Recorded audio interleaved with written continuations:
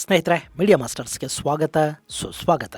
ಗೆಳೆಯರೆ, ಪಶ್ಚಿಮ ಬಂಗಾಳದಲ್ಲಿ ಅಕ್ರಮ ವಲಸಿಗರನ್ನ ದೇಶದಿಂದ ಹೊರಗಟ್ಟುವ ಮತ್ತು ಬಾಂಗ್ಲಾ ಗಡಿಯಲ್ಲಿ ಸುಭದ್ರ ಬೇಲಿಯನ್ನ ನಿರ್ಮಾಣ ಮಾಡುವ ಚುನಾವಣಾ ಘೋಷಣೆಗಳು ಈಗ ಕಾರ್ಯರೂಪಕ್ಕೆ ಬರ್ತಾ ಇವೆ. ಮಾಲ್ಡಾ ಜಿಲ್ಲೆಯಲ್ಲಿ ಅಕ್ರಮ ವಲಸಿಗರಿಗಾಗಿ ಹೋಲ್ಡಿಂಗ್ ಕೇಂದ್ರವೊಂದನ್ನ ನಿರ್ಮಾಣ ಮಾಡಲಾಗಿದೆ. ಅಲ್ಲಿಗೆ ಈಗಾಗಲೇ ಒಂದಷ್ಟು ಅಕ್ರಮ ವಲಸಿಗರನ್ನ ತಂದು ಬಿಡಲಾಗ್ತಾ ಇದೆ. ಹಾಗೆ ನೂರಾರು ಅಕ್ರಮ ವಲಸಿಗರು ಈಗಾಗಲೇ ಬಾಂಗ್ಲಾದೇಶಕ್ಕೆ ಹೋಗೋದಿಕ್ಕೆ ಗಡಿಗಳ ಕಡೆಗೆ ಹೋಗ್ತಾ ಇದ್ದಾರೆ. ಮತ್ತೊಂದು ಕಡೆ ಸಿಲಿಗುರಿ ಹಾಗೂ ತೀನ್ ಬಿಗಾ ಕಾರಿಡಾರ್ಗಳ ಸಮೀಪ ಗಡಿಯಲ್ಲಿ ಬೇಲಿ ಹಾಕೋದಿಕ್ಕೆ ಸರ್ವೆ ಮಾಡ್ತಾ ಇದ್ದ ಕಂದಾಯ ಅಧಿಕಾರಿಗಳು ಮತ್ತು BSF ವಿರುದ್ಧ ಬಾಂಗ್ಲಾದೇಶಿ ಜನ ಕಲ್ಲು ತೂರಾಟ ಮಾಡಿದ್ದಾರೆ. ಮತ್ತು ಬಾಂಗ್ಲಾ ಗಡಿ ಭದ್ರತಾ ಪಡೆಗಳ ಎದುರಲ್ಲೇ ಈ ಕಲ್ಲು ತೂರಾಟ ನಡೆದರೂ ಕೂಡ BSF ಅಲ್ಲಿ ಪರಿಸ್ಥಿತಿ ವಿಕೋಪಕ್ಕೆ ಹೋಗದ ಹಾಗೆ ಸಹನೆಯನ್ನ ಪ್ರದರ್ಶಿಸಿದೆ. ಹಾಗೆ ಸರ್ವೆ ಕಾರ್ಯವನ್ನು ಕೂಡ ಅವರು ಪೂರ್ಣಗೊಳ್ಳುವ ಹಾಗೆ ನೋಡಿಕೊಂಡಿದ್ದಾರೆ. ಹಾಗಾದ್ರೆ ಬಾಂಗ್ಲಾ ಗಡಿಯಲ್ಲಿ ಮತ್ತು ಪಶ್ಚಿಮ ಬಂಗಾಳದಲ್ಲಿ ಏನಾಗ್ತಾ ಇದೆ, ಬನ್ನಿ ನೋಡೋಣ.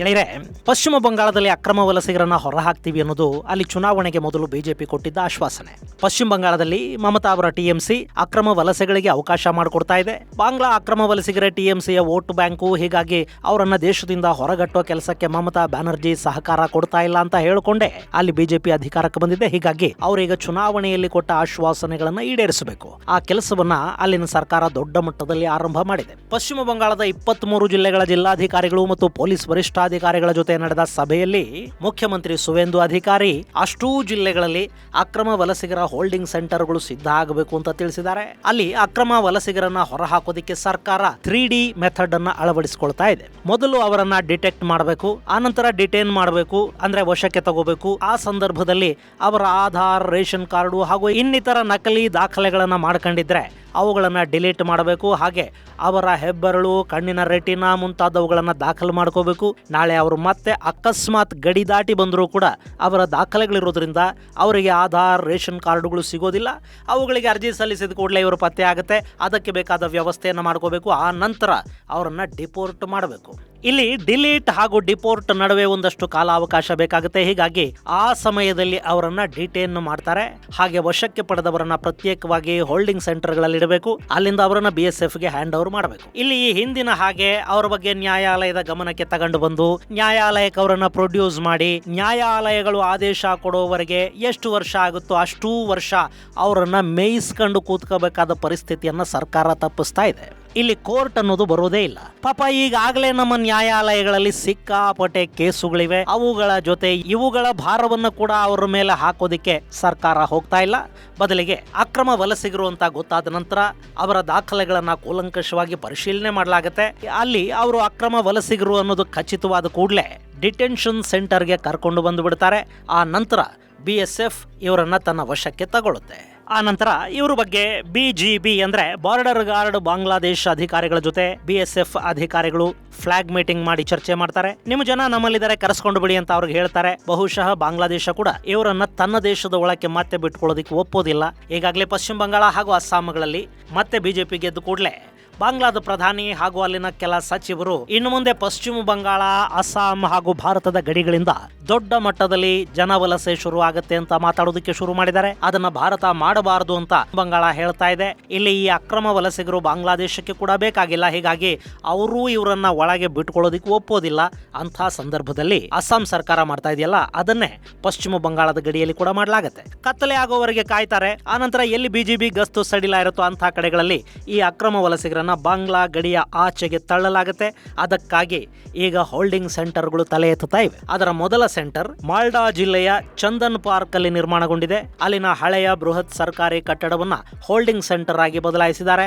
ಅದಕ್ಕೆ ಮಲ್ಟಿ ಲೇಯರ್ ಭದ್ರತೆಯನ್ನು ಒದಗಿಸಲಾಗಿದೆ. CC ಕ್ಯಾಮೆರಾ, ಪೊಲೀಸ್ ಮತ್ತು ಸ್ವಯಂ ಸೇವಕರ ಭದ್ರತೆ ಆ ಹೋಲ್ಡಿಂಗ್ ಸೆಂಟರ್ಗೆ ಇರುತ್ತೆ. ಅಕ್ರಮ ವಲಸಿಗರಿಗೆ ಅಲ್ಲಿ ಊಟದ ವ್ಯವಸ್ಥೆಯನ್ನು ಕೂಡ ಮಾಡ್ತಾರೆ. ಅದರಲ್ಲಿ ಕೂಡ 1 ತಿಂಗಳಿಗಿಂತ ಹೆಚ್ಚು ದಿನ ಅವರನ್ನ ಇಟ್ಕೊಳ್ಳೋ ಹಾಗಿಲ್ಲ.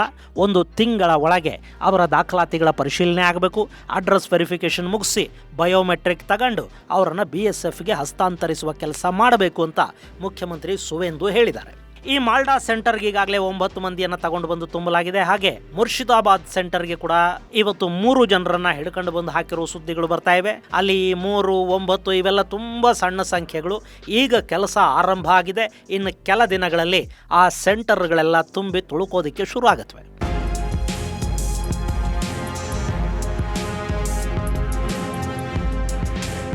ಗೆಳೆಯರೆ, ಇದ್ರ ಬಗ್ಗೆ ನಿಮಗೊಂದು ಭವಿಷ್ಯನೂ ಕೂಡ ಹೇಳ್ಬಿಡ್ತೀನಿ ಕೇಳಿ. ಈ ಹೋಲ್ಡಿಂಗ್ ಸೆಂಟರ್ಗಳು ತುಂಬೋದಕ್ಕೆ ಶುರುವಾದ ಕೂಡಲೇ ಕೋಲ್ಕತಾ ಹೈಕೋರ್ಟ್ ಹಾಗೂ ಸುಪ್ರೀಂ ಕೋರ್ಟ್ಗಳಲ್ಲಿ ಅರ್ಜಿ ಸಲ್ಲಿಕೆಗಳು ಶುರುವಾಗುತ್ತವೆ. ಮಾನವ ಹಕ್ಕುಗಳನ್ನು ಉಲ್ಲಂಘನೆ ಮಾಡ್ತಾ ಇದ್ದಾರೆ, ಅಲ್ಪಸಂಖ್ಯಾತರನ್ನ ಗುರಿಯಾಗಿಸಿಕೊಳ್ಳಲಾಗ್ತಾ ಇದೆ, ಭಾರತೀಯ ಮುಸ್ಲಿಮರನ್ನು ಕೂಡ ಅಕ್ರಮವಾಗಿ ಬಾಂಗ್ಲಾದೇಶಕ್ಕೆ ತಳ್ಳುವ ಕೆಲಸ ನಡೀತಿದೆ. ಅದರಲ್ಲಿ ಗರ್ಭಿಣಿಯರಿದ್ದಾರೆ, ಮಕ್ಕಳಿದ್ದಾರೆ, ಮುದುಕರಿದ್ದಾರೆ. ಅವರು ಬಾಂಗ್ಲಾ ವಲಸಿಗರೇ ಆಗಿರಬಹುದು, ಆದರೂ ಮಾನವೀಯತೆ ಬೇಡವೇ? ಆ ಸೆಂಟರ್ಗಳಲ್ಲಿ ಜನ ಸಾಯ್ತಿದ್ದಾರೆ. ಇಂಥ ನೂರಾರು ಅರ್ಜಿಗಳು ನ್ಯಾಯಾಲಯಗಳ ಮೆಟ್ಟಿಲಿರೋದಕ್ಕೆ ಶುರುವಾಗುತ್ತವೆ. ನಮ್ಮಲ್ಲಿ ಮಾನವತಾವಾದಿಗಳ ಸಂಖ್ಯೆ ಕಡಿಮೆ ಏನಿಲ್ಲ ನೋಡಿ, ಅವರೆಲ್ಲ ಬೀದಿಗಿಳಿತಾರೆ. ಅದರಲ್ಲೂ ಮುಂದಿನ ವರ್ಷ ದೇಶದ ಒಂದಷ್ಟು ರಾಜ್ಯಗಳಲ್ಲಿ ಚುನಾವಣೆಗಳು ನಡಿಬೇಕಿರೋದ್ರಿಂದ ಅಕ್ರಮ ವಲಸಿಗರ ಸಮಸ್ಯೆ ಅನ್ನೋದನ್ನ ಈ ದೇಶದ ಅಲ್ಪಸಂಖ್ಯಾತರ ಭದ್ರತಾ ಸಮಸ್ಯೆಯಾಗಿ ಚಿತ್ರಿಸುವ ಕೆಲಸ ನಮ್ಮಲ್ಲಿ ದೊಡ್ಡ ಮಟ್ಟದಲ್ಲಿ ನಡೆಯುತ್ತೆ. ಇನ್ನು ಮತ್ತೊಂದು ಕಡೆ ಬಾಂಗ್ಲಾದ ಗಡಿಯಲ್ಲಿ ಬೇಲಿ ಹಾಕೋ ಕೆಲಸವನ್ನು ಕೂಡ BSF ವೇಗಗೊಳಿಸ್ತಾ ಇದೆ. ಅಲ್ಲಿ ಸುವೇಂದು ಸರ್ಕಾರ BSFಗೆ ಕೊಡಬೇಕಿರೋ ಭೂಮಿಯನ್ನ 45 ದಿನಗಳಲ್ಲಿ ಹಸ್ತಾಂತರಿಸೋದಾಗಿ ಹೇಳಿದ್ದಾರೆ. ಜೊತೆಗೆ ಒಂದಷ್ಟು ಭೂಮಿಯ ಹಸ್ತಾಂತರ ಪ್ರಕ್ರಿಯೆ ಕೂಡ ಅಲ್ಲಿಗಾಗಲೇ ಶುರುವಾಗಿದೆ. ಅಂಥ ಕಡೆಗಳಲ್ಲಿ ಅಳತೆ ಮಾಡೋ ಕೆಲಸವನ್ನ ರೆವಿನ್ಯೂ ಅಧಿಕಾರಿಗಳು BSFನ ರಕ್ಷಣೆಯಲ್ಲಿ ಮಾಡ್ತಾ ಇದ್ದಾರೆ. ಇದೇ ಸಂದರ್ಭದಲ್ಲಿ ಮೊನ್ನೆ 3 ಬಿಗಾ ಕಾರಿಡಾರ್ ಅಲ್ಲಿ ಬಾಂಗ್ಲಾದೇಶಿ ಜನ ಮತ್ತು ಬಾರ್ಡರ್ ಗಾರ್ಡ್ ಸಿಬ್ಬಂದಿ ಅಳತೆಗೆ ತೊಂದರೆಯನ್ನು ಉಂಟು ಮಾಡೋದಕ್ಕೆ ಶುರು ಮಾಡಿದ್ರು. ಕಡೆಗೆ BSF ಅಲ್ಲಿ ಮಧ್ಯಪ್ರವೇಶ ಮಾಡಿ ಸ್ಥಿತಿಯನ್ನ ಹತೋಟಿಗೆ ಬರುವ ಹಾಗೆ ನೋಡ್ಕೊಳ್ತು. ಮತ್ತು BGB ಜೊತೆ BSF ಅಧಿಕಾರಿಗಳ ಒಂದು ಫ್ಲಾಗ್ ಮೀಟಿಂಗ್ ಕೂಡ ಆಯಿತು.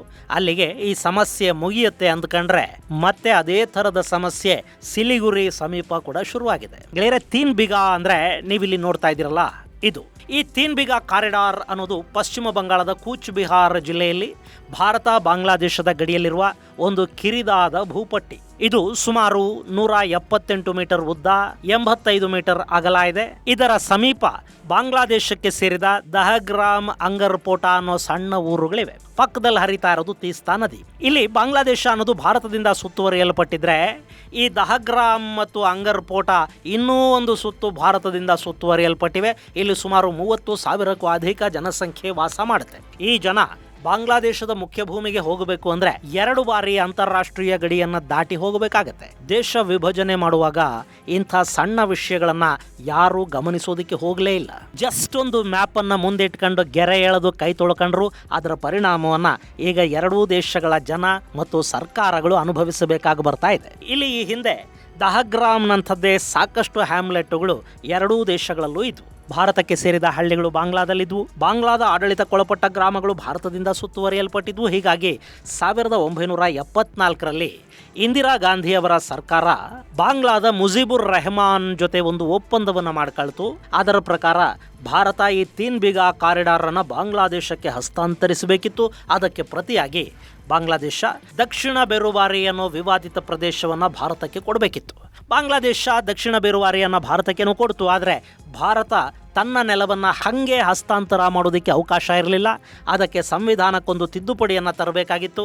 ಅಲ್ಲಿ ರಾಜಕೀಯ ತೊಡಕಿನ ಕಾರಣದಿಂದ ಈ ಕಾರಿಡಾರ್ ಹಸ್ತಾಂತರ ಸಾಧ್ಯ ಆಗಲಿಲ್ಲ. ಆದರೆ ಅಲ್ಲೊಂದು ಒಪ್ಪಂದ ಆಯಿತು. ಬಾಂಗ್ಲಾದೇಶದ ಜನಕ್ಕೆ ಆ ಭಾಗದಲ್ಲಿ ಓಡಾಡೋದಕ್ಕೆ 12 ಗಂಟೆಗಳ ಕಾಲ ಕಾರಿಡಾರ್ ಓಪನ್ ಇರೋದಕ್ಕೆ ವ್ಯವಸ್ಥೆಯನ್ನು ಮಾಡಲಾಯಿತು. ಮುಂದೆ 1992ರ ಜೂನ್ 26ನೇ ತಾರೀಕು ಭಾರತ ದಹಗ್ರಾಮ್ ಅಂಗರ್ಪೋಟ ಎನ್ಕ್ಲೇವ್ಗೆ ಸಂಪರ್ಕವನ್ನು ಕಲ್ಪಿಸೋದಕ್ಕೆ 3 ಬಿಗಾ ಭೂಮಿಯನ್ನು ಬಾಂಗ್ಲಾದೇಶಕ್ಕೆ ಲೀಸ್ಗೆ ಕೊಡ್ತು. ಆದರೆ ಆ ಲೀಸ್ ಒಪ್ಪಂದ ಕೂಡ ಅನಿರ್ದಿಷ್ಟ ಸ್ವರೂಪದಲ್ಲಿತ್ತು. ಹೀಗಾಗಿ ಇದರ ಬಗ್ಗೆ ಒಂದಷ್ಟು ವಿವಾದಗಳುಂಟಾದವು. ಮತ್ತೆ 2011ರ ಸೆಪ್ಟೆಂಬರಲ್ಲಿ ಭಾರತ ಮತ್ತು ಬಾಂಗ್ಲಾದೇಶದ ಗಡಿ ಗುರುತಿಸುವಿಕೆಯ ವಿಷಯದಲ್ಲಿ ಒಂದಷ್ಟು ಒಪ್ಪಂದಗಳಾದವು. ಭಾರತ ಬಾಂಗ್ಲಾದೇಶಿ ನಾಗರಿಕರಿಗೆ 3 ಬಿಗಾ ಕಾರಿಡಾರ್ ಅಲ್ಲಿ 24 ಗಂಟೆಗಳ ಕಾಲವು ಓಡಾಡೋದಕ್ಕೆ ಅವಕಾಶವನ್ನು ಕಲ್ಪಿಸಿಕೊಡ್ತು. ಅಲ್ಲಿ ಅಂತಾರಾಷ್ಟ್ರೀಯ ಗಡಿಯನ್ನು ದಾಟೋದಕ್ಕೆ ಬೇಕಾದ ಫಾರ್ಮಾಲಿಟೀಸ್ ಅಗತ್ಯ ಇಲ್ಲದೆ ಬಾಂಗ್ಲಾದ ಜನ ತಮ್ಮ ಎನ್ಕ್ಲೇವ್ಗೆ ಭಾರತದ ಭೂಮಾರ್ಗವನ್ನು ಬಳಸಿ ಹೋಗೋದಕ್ಕೆ ಅವಕಾಶವನ್ನು ಕಲ್ಪಿಸಿಕೊಡಲಾಗಿದೆ. ಅದು ಹಾಗೆ ಮುಂದುವರಿತಾ ಇದೆ. ಈಗಲ್ಲಿ ಗಡಿಗೆ ಬೇಲಿ ಹಾಕಿದ್ರೆ ಆ ಸಂಚಾರಕ್ಕೆ ಸಮಸ್ಯೆ ಉಂಟಾಗಬಹುದು ಅನ್ನೋ ಭಯ ಅಲ್ಲಿನ ಜನರನ್ನ ಕಾಡ್ತಾ ಇದೆ. ಹೀಗಾಗಿ ಅಲ್ಲಿನ ಜನ ಬೇಲಿಗೆ ವಿರೋಧವನ್ನು ವ್ಯಕ್ತಪಡಿಸ್ತಾ ಇದ್ದಾರೆ. ಹಾಗೆ ಬೇಲಿ ಬಿದ್ದರೆ ಅಲ್ಲಿ ಸ್ಮಗ್ಲಿಂಗ್ ನಿಂತು ಹೋಗುತ್ತೆ. ಅದು ನಿಂತರೆ ಗಡಿ ಗ್ರಾಮಗಳಲ್ಲಿನ ಸ್ಮಗ್ಲರ್ಗಳಿಗೆ ಮಾತ್ರ ಅಲ್ಲ, ಅದರಿಂದ ಆದಾಯವನ್ನು ಗಳಿಸ್ಕೊಳ್ಳೋ BGB ಅಂದರೆ ಬಾರ್ಡರ್ ಗಾರ್ಡ್ ಬಾಂಗ್ಲಾದ ಅಧಿಕಾರಿಗಳು ಸಿಬ್ಬಂದಿಯ ಆದಾಯಕ್ಕೆ ಕೂಡ ಕತ್ತರಿ ಬೀಳುತ್ತೆ. ಸೊ BGB ಸ್ಥಳೀಯರ ಮೂಲಕ ಅಲ್ಲಿ ಬೇಲಿ ಹಾಕೋದಕ್ಕೆ ವಿರೋಧವನ್ನು ವ್ಯಕ್ತಪಡಿಸುವ ಕೆಲಸ ಮಾಡಿದೆ.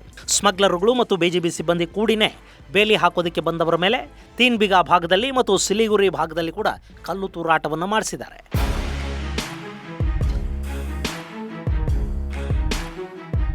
ಗೆಳೆಯರೆ, ಅಲ್ಲಿ ಕಲ್ಲು ಹೊಡೆದವರಿಗೆ ಗುಂಡು ಹೊಡೆಯೋದು BSFಗೆ ಕಷ್ಟ ಏನಿರಲಿಲ್ಲ. ಆದರೆ ಸಮಸ್ಯೆಯನ್ನ ದೊಡ್ಡದು ಮಾಡೋದಕ್ಕೆ ಅವ್ರು ಹೋಗಲಿಲ್ಲ. ಶಾಂತಿಯುತವಾಗಿ ತುಂಬಾ ಸಹನೆಯಿಂದ BSF ವರ್ತಿಸಿದೆ. ಆದರೆ ಇದು ಹೀಗೆ ಮುಂದುವರೆದ್ರೆ ಪದೇ ಪದೇ ಕಲ್ಲು ಹೊಡೆಸ್ಕೊಳ್ಳೋಷ್ಟು ಗಡಿ ಭದ್ರತಾ ಪಡೆಯ ಯೋಧರು ಕೂಡ ಒಳ್ಳೆಯವರೇನಲ್ಲ. ಅವರ ಕೈಯಲ್ಲಿನ ಬಂದೂಕುಗಳು ಕೂಡ ಮಾತಾಡೋದಕ್ಕೆ ಶುರು ಮಾಡ್ತವೆ. ಇನ್ನು ಯಾರು ಅಲ್ಲಿ ಗಡಿ ಬೇಲಿಯನ್ನ ಹಾಗೂ ಅಕ್ರಮ ವಲಸಿಗರನ್ನ ಹೊರದಬ್ಬುವುದನ್ನ ವಿರೋಧಿಸ್ತಾ ಇದ್ದಾರೋ ಅವರಿಗೆ ಕೂಡ ಬೇಕಾಗಿರೋದಿದೇನೆ. ಭಾರತ ಬಾಂಗ್ಲಾ ಗಡಿಯಲ್ಲಿ ಉದ್ವಿಗ್ನ ಪರಿಸ್ಥಿತಿಯನ್ನು ನಿರ್ಮಾಣ ಮಾಡ್ತಾ ಇದೆ ಅಂತ ಪ್ರಪಗಂಡ ಮಾಡ್ತಾ ಹೋಗಬೇಕು. ಆ ಮೂಲಕ ಭಾರತದ ಮೇಲೆ ಒತ್ತಡವನ್ನು ಹೇರಬೇಕು. ಈಗಾಗಲೇ ಪಶ್ಚಿಮದ ಮಾಧ್ಯಮಗಳು ಅಕ್ರಮ ವಲಸಿಗರನ್ನ ಗುರುತಿಸಿ ಹೊರ ಹಾಕುವ ಕೆಲಸವನ್ನ ಭಾರತ ಮಾಡ್ತಾ ಇದೆ ಅನ್ನೋದನ್ನ ದೊಡ್ಡದಾಗಿ ಬರೆಯೋದಕ್ಕೆ ಶುರು ಮಾಡಿವೆ. ಆದರೆ ಭಾರತದಲ್ಲಿನ ಕೆಲ ಅಕ್ರಮ ವಲಸಿಗರೇ ಈಗಾಗಲೇ ಗಡಿ ದಾಟಿ ಬಾಂಗ್ಲಾದೇಶದ ಕಡೆಗೆ ಹೊರಟಿದ್ದಾರೆ ಅನ್ನೋ ಸುದ್ದಿಯನ್ನ ಪಶ್ಚಿಮದ ಮಾಧ್ಯಮಗಳು ಬರೀತಾ ಇಲ್ಲ. ಅವರಿಗದು ಬೇಕಾಗೂ ಇಲ್ಲ. ಈ ಬಗ್ಗೆ ಇಂಡಿಯಾ ಟುಡೇ ಒಂದು ವರದಿಯನ್ನ ಪ್ರಕಟಿಸಿದೆ ಮತ್ತು ನಾರ್ತ್ 24 ಪರಗಣ ಜಿಲ್ಲೆಯಲ್ಲಿ ಅಕ್ರಮ ವಲಸಿಗರು ಗಡಿಗಳ ಕಡೆಗೆ ಹೊರಟಿರೋ ವಿಡಿಯೋಗಳನ್ನ ಮತ್ತು ಫೋಟೋಗಳನ್ನ ಕೂಡ ಇಂಡಿಯಾ ಟುಡೇ ಪ್ರಕಟಿಸಿದೆ. ನಾನಾಗಲೇ ಹೇಳಿದ ಹಾಗೆ ಇಲ್ಲಿ ಅಕ್ರಮ ವಲಸಿಗರನ್ನ ಹೊರಹಾಕೋ ಕೆಲಸ ತೀವ್ರವಾಗ್ತಿದ್ದಂತೆ ಅಂತಾರಾಷ್ಟ್ರೀಯ ಮಾಧ್ಯಮಗಳು ಹಾಗೂ ದೇಶದ ಒಳಗಿನ ಕೆಲ ಮಾಧ್ಯಮಗಳು ಕೂಡ ಅಕ್ರಮ ವಲಸಿಗರನ್ನ ಹೊರದಬ್ಬುವ ಕೆಲಸವನ್ನ ಟೀಕಿಸಿ ಸುದ್ದಿಗಳನ್ನ ಪ್ರಕಟಿಸೋದಕ್ಕೆ ಶುರು ಮಾಡುತ್ತವೆ ಮತ್ತು ಈ ಮೂಲಕ ಭಾರತದ ಮೇಲೆ ಅಂತಾರಾಷ್ಟ್ರೀಯ ಒತ್ತಡವನ್ನು ಉಂಟು ಮಾಡೋ ಪ್ರಯತ್ನಗಳು ಕೂಡ ಅಲ್ಲಿ ಶುರುವಾಗ್ತಾ ಹೋಗುತ್ತವೆ. ಈ ಬಾರಿ ಅದೆಲ್ಲವನ್ನ ಭಾರತ ದಕ್ಕಿಸಿಕೊಳ್ಳಲೇಬೇಕಾಗುತ್ತೆ. ಹಾಗಲ್ಲದೆ ಇದ್ರೆ ಪಶ್ಚಿಮ ಬಂಗಾಳದ ಜನರ ಮತಗಳು ಕೂಡ ವ್ಯರ್ಥ ಆದಂತಾಗುತ್ತೆ. ಇದು ಗೆಳೆಯರೆ ಪಶ್ಚಿಮ ಬಂಗಾಳದ ಗಡಿಯಲ್ಲಿ ಕಲ್ಲು ತೂರಾಟ ಮತ್ತು ಅಕ್ರಮ ವಲಸಿಗರನ್ನ ಹೊರದಬ್ಬುವುದಕ್ಕೆ ನಡೀತಿರೋ ಪ್ರಯತ್ನಗಳ ಕುರಿತಾದ ಒಂದಷ್ಟು ಮಾಹಿತಿ. ಮುಂದಿನ ಸಂಚಿಕೆಯಲ್ಲಿ ಮತ್ತಷ್ಟು ವಿಶೇಷಗಳ ಜೊತೆ ಮತ್ತೆ ಭೇಟಿಯಾಗೋಣ. ಅಲ್ಲಿವರೆಗೆ ಜೈ ಹಿಂದ್, ಜೈ ಕರ್ನಾಟಕ.